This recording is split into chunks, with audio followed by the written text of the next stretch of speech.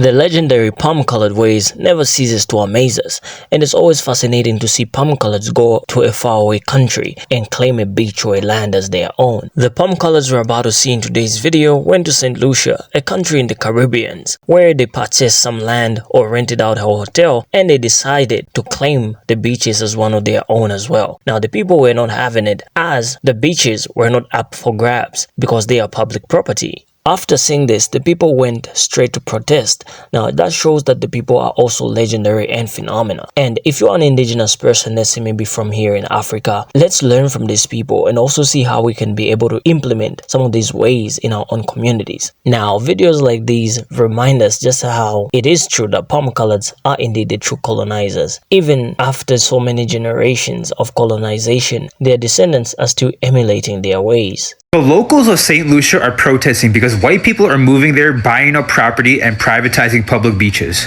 And if you don't believe me, take a look at this ad.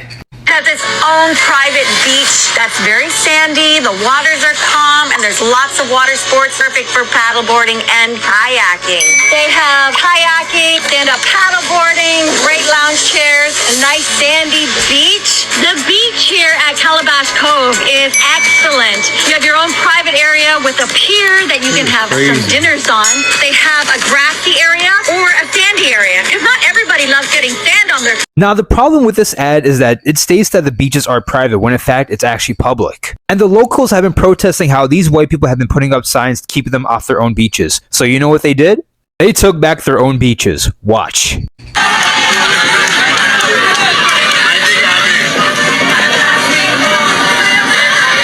Now, this video was posted yesterday, and this was a protest at Fair Helen Beach. As you can see, there were a lot of locals there, and it bothered the white people there so much that they had to walk away.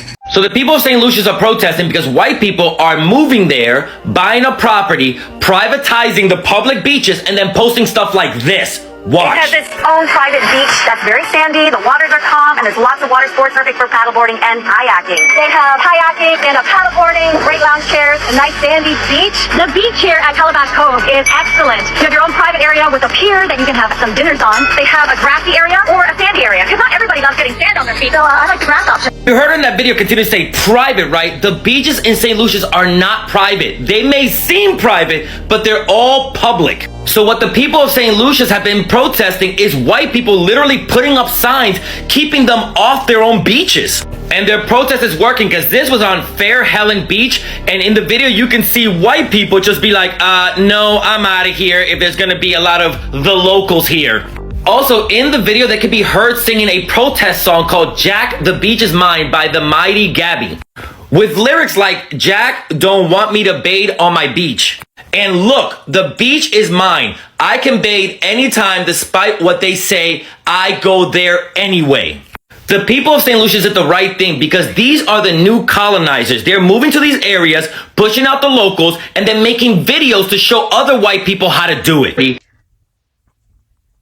This was the same thing that was happening in Jamaica, West Indies, because last year and the year before last, they have been protesting against the so-called unnatives and people who basically are foreigners coming on the land and telling the people that this is private beach owned, putting signs and even giving federal officials to basically not prohibit the locals, which is the Jamaican locals, to go on their private beaches, to go on their own beaches that they were born on. And it was people who are basically Anglo-Saxon foreigners from European, even America and various parts, and Canada, coming to Jamaica, West Indies, and pretty much telling the natives that they cannot go on their own beaches. Okay, they even start that foolishness in Mexico.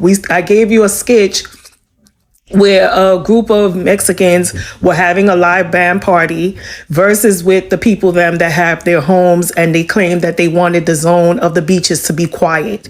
How are you going to come to the people in place and tell them what to do? But read this. They said it was a law in 1956 that means that hotel and resorts are not obligated to make beaches open or accessory to the local public. Okay, these developments were cutting off Jamaican people from their water supply, which they were working on previously to enjoy. Okay, this was what I found. Here was a situation where they looked at the island and they said that they would not prohibit the people them to be in their own beaches because they were tourists, and they were they were white tourists. Okay, and they were coming to the island of Jamaica. Some of them claimed that because near the beach area or their private homes, that the natives should not be there at the beach's reservoir. My thing is, it is not yours. You only paid for a land. You only made a hotel resort. Which law is going to allow the people them not to restrict their own people to be on their beaches? So Ziggy Marley in 2023 of April saying that he should decolonize Jamaican beaches. And he came with a campaign with him and his sister to go against the people them not to colonize the people them areas of beaches, because that's their part of livelihood and also their tourism as well. So it's like it's a problem that's going everywhere, where here it is. Because they can't do it in their country, they decide to do it here and try to push the natives out of the area and start something, aka colonization. So it appears that y'all favorite traveling colonizer Kyles and Karens tried to bring that gentrifier spirit into St. Lucia, and the people were not having it. Apparently, the colonizers bought a hotel in St. Lucia, but put a sign up that said private property, no trespassing. So this is what the people did.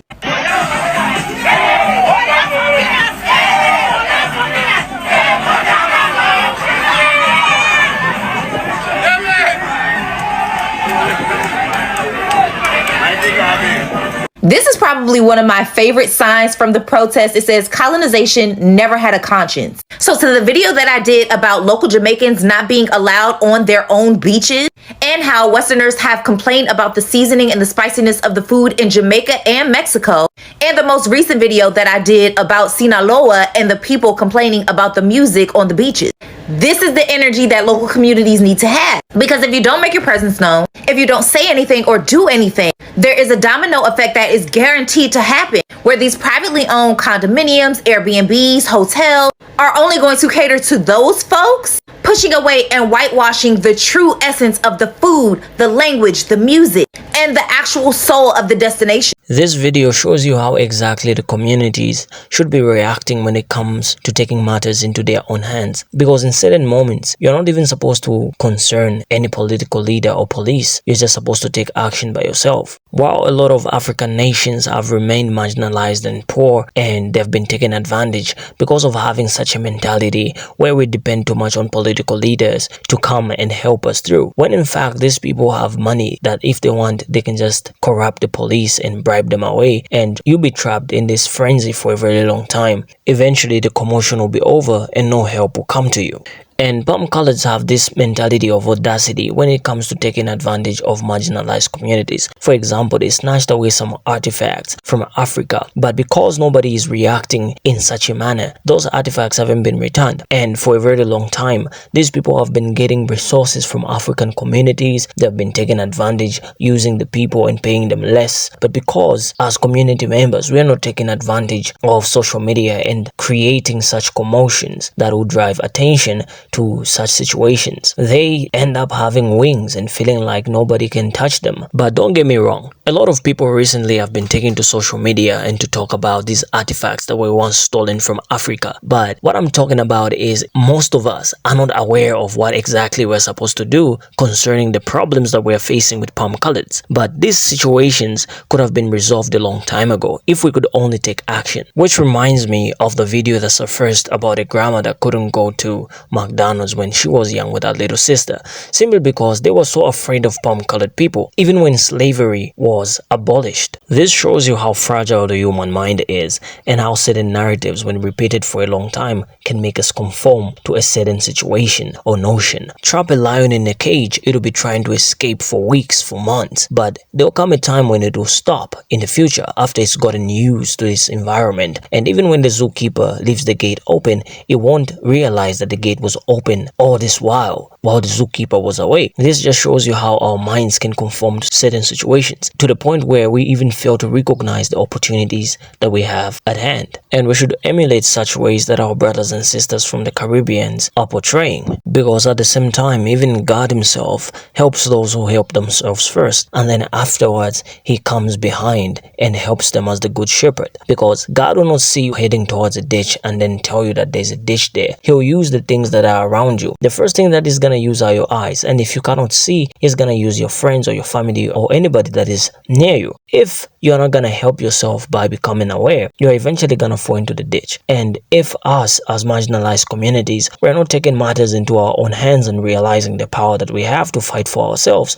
nobody's gonna fight for us. It's as the saying goes, nobody's coming to save you. You gotta first save yourself, and through saving yourself, God will save you eventually, and he will give you resources to also save others. And the thing that I'm beginning to realize about palm color people, they're like the friend that only shows up when you have something to give. For example, during your payday or your pay week. Palm colors don't visit countries that have got nothing to give. They come to a country because they've seen an opportunity there that is gonna benefit them greatly. And the ironic thing is that we, the owners of this country, don't seem to realize the opportunities or the benefits that our countries have to offer. It's like that talent that you never realized that you had until somebody walked up to you and said, hey, you look like a musician. Are you a musician, or are you trying to get into the music industry? And then you're like, yeah, I do some songs. And then they give you a shot, and now you're a wild sensation, and you praise them for being the person that identified the opportunity in you. Palm colors are like that, but in this case, they don't come to you to make you realize what you have. No, they come so that they can benefit from what you have. But most African countries are sleeping, and we need to wake up just like this Caribbean country.